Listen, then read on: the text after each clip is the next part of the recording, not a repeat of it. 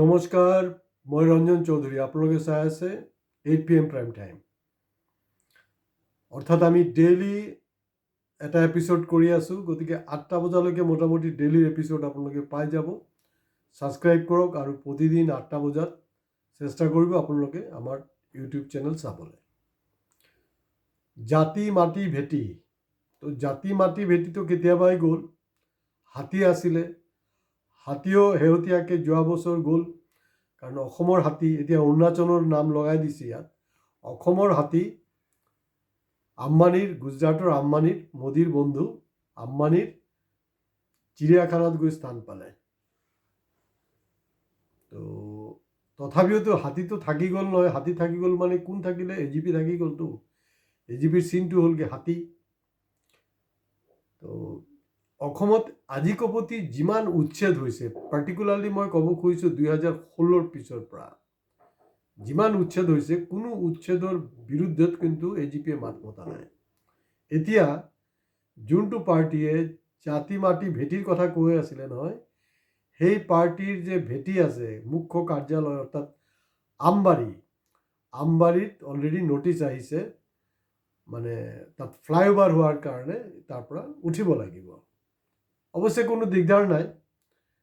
এতিয়া তেওঁলোক নলবাৰীত বেলেগ এটা, কাৰণ নলবাৰীততো এটা সময়ত একদম আঞ্চলিকতাবাদী জাতীয়তাবাদীৰ এটা দপদপনি ঠাই এটা আছিলে। যেনেকৈ উজনি অসম বুলি কওঁতে আলফাৰ দপদপনি আছিলে, তেনেকৈ নামনি অসমৰ বিশেষকৈ একদম নলবাৰী মানে একদম জাতীয়তাবাদীৰ এটা ডাঙৰ শিবিৰ আকৌ। তো নলবাৰীলৈ যাবলৈ দৰকাৰ নাই, আমবাৰীত আছে। এতিয়া স্থানান্তৰিত আপোনাৰ হ'ব, কাৰণ পাপ কৰিছে নহয় যোৱা ইমানটা বছৰে। কাৰণ কোনো উচ্ছেদৰ বিৰুদ্ধে আপোনালোকে মাত মতা নাই। য'তেই উচ্ছেদ হৈছে, কেতিয়াবা দেখা গৈছে যে আপোনাৰ পাৰ্টীৰ সদস্যও উচ্ছেদ হৈ গৈছে, তথাপিও মাত মতা নাই। এতিয়া উচ্ছেদৰ নটিচ আহিছে। আৰু যেতিয়া দীঘলী পুখুৰীত আপোনাৰ হেৰি হৈছিলে, গছ কটাক লৈ যে প্ৰতিবাদ হৈছিলে, তেতিয়াও কিন্তু আপোনালোকে চামিল হোৱা নাছিলে। তেতিয়া কটন কলেজৰ ল'ৰা ছোৱালীবিলাকে দিনে ৰাতি পাহাৰা দিছিলে। অসমৰ বুদ্ধিজীৱী বিশেষকৈ হীৰেণ গোহাঁই ছাৰৰ নেতৃত্বত তাত প্ৰতিবাদী আন্দোলন হৈছিলে। তাৰ কাৰণে খন্তেকীয়া ৰখিছিলে। এতিয়া কি হ'ব নাজানো। তো বাকীতো আমাৰ বুদ্ধিজীৱী গণতান্ত্ৰিক ছেকুলাৰ মানুহবিলাকে সেইটো কাৰণে ফাইট কৰিবই। তো এতিয়া মোৰ কিছু প্ৰস্তাৱ আছে দেই এজিপিৰ ওপৰত, কাৰণ এই বিষয়টোক লৈ কেশৱ মহন্ত আৰু অতুল বৰা একেবাৰে নিমাতী কন্যা হৈ বহি আছে। গতিকে নলবাৰীতো সম্ভৱ নহয়, বহুত দূৰত হৈ যায় নহয়। জালুকবাৰী আমাৰ মুখ্যমন্ত্ৰী সমষ্টি, তাতো যথেষ্ট জেগা চেগা আছে, তাত বনাই ল'ব পাৰে। আৰু তাতকৈও ভাল হ'ল, চবতকৈ উৎকৃষ্ট বস্তুটো হ'ল আপোনালোক, কাৰণ এতিয়া এজিপি আৰু বিজেপি বুলিতো একোৱেই নাই, একো নাই। আৰু সঁচাকৈতো তাততো উৰণচেতু হ'বই লাগিব, ফ্লাইঅভাৰ হ'বই লাগিবতো। আৰু গছ কাটিলে সেইটোৰ এগেইনষ্টত আমি প্ৰকৃতি প্ৰেমীয়ে যুদ্ধ কৰিম, দেখা যাব। কিন্তু সদ্যহতে আপোনালোকে নিজৰ ভেটি বচাবলৈ চেষ্টা কৰক।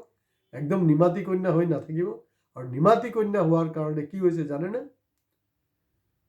397, এই যে পঞ্চায়ত ইলেকশ্যনত 397 জিলা পৰিষদৰ চিটত NDAৰ যে পাৰ্টনাৰ, UPPL হওক বা যিকেইটা আছে এজিপি হওক, 4টা পাৰ্টনাৰত চিট এলট কৰা হৈছে মাত্ৰ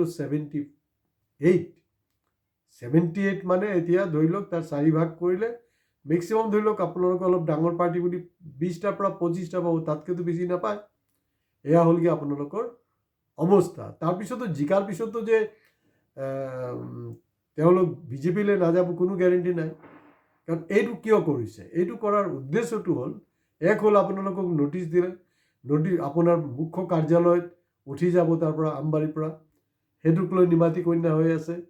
ইমান দিন এটা বাৰ্গেনিং পজিশ্যনত আছিলে আপোনালোক, কিন্তু সেইটো প্ৰতিবাদ নকৰাৰ কাৰণে কোনো বাৰ্গেনিং পজিশ্যনত নাই।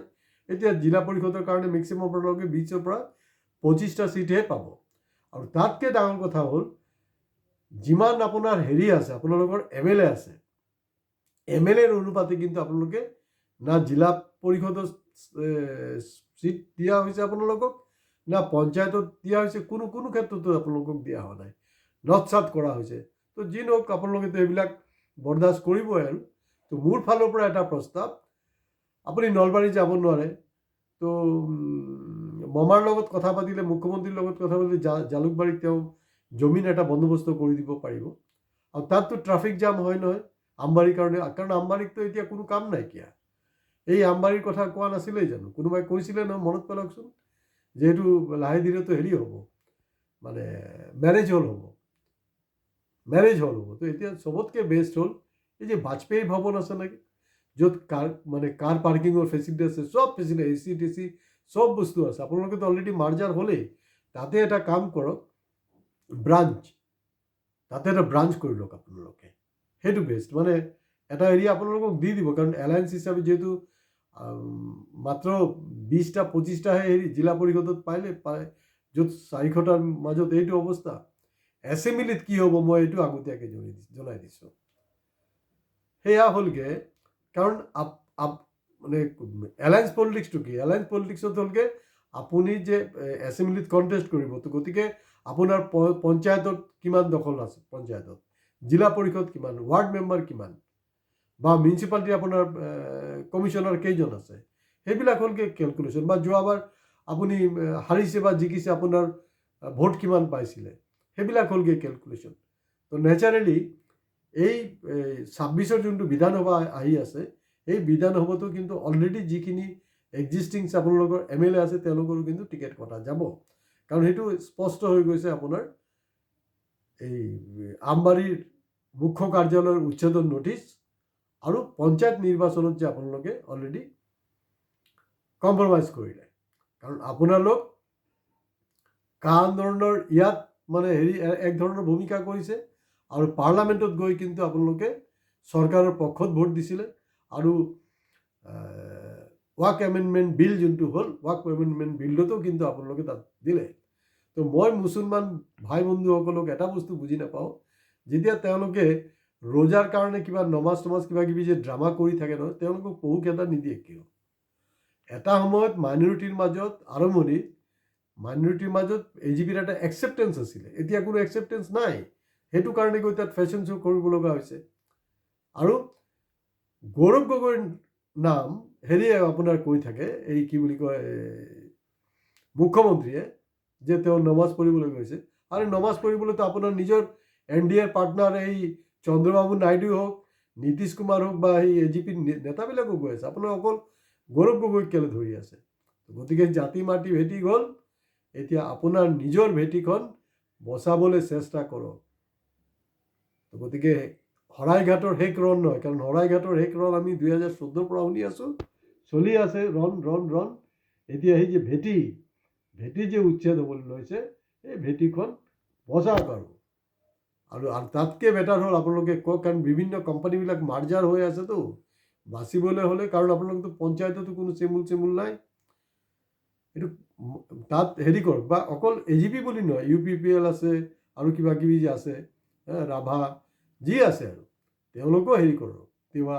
তেওঁলোকে ডাইৰেক্ট হেৰিত গুৱাহাটীত, কাৰণ যেনেকৈ আমাৰ বিভিন্ন ৰাজ্যত অসম ভৱন নাথাকে জানো, আসাম ভৱন থাকে। তো গতিকে এই বাজপেয়ী ভৱন বিৰাট প্ৰকাণ্ড এক বিল্ডিং, বহুত কোটি টকীয়া এটা বিল্ডিং। তো তাত গৈ আপোনালোকে নিজকে নিজে একমডেট কৰক।